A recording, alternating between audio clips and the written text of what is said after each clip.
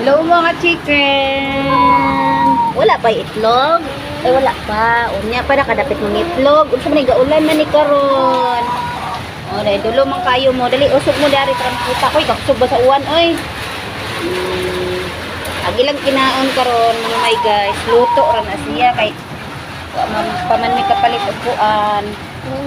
Pagtulan niya ha. Wala pa ka itlog. Mo ni siya may guys. Oh, mga may guys. So, nangitlog man na siya. Nangitlog na ang amo. Chicken.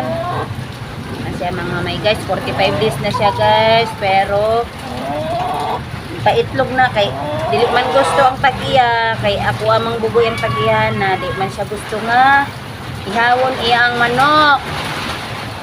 Dayan mo ni siya lalaki pero wala na siya gamit din ha. Di man na siya katakal tawon kay pertimang dakuan na iya ang yang uyabon saon man na.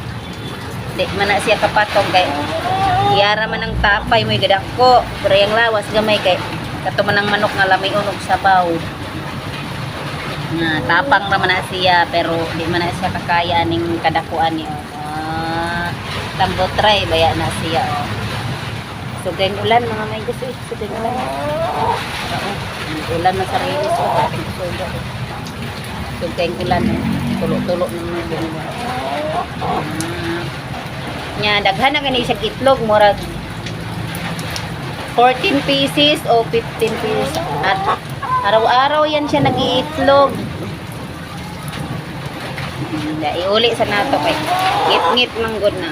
Kurong na naman siya, di nahapit ka luho.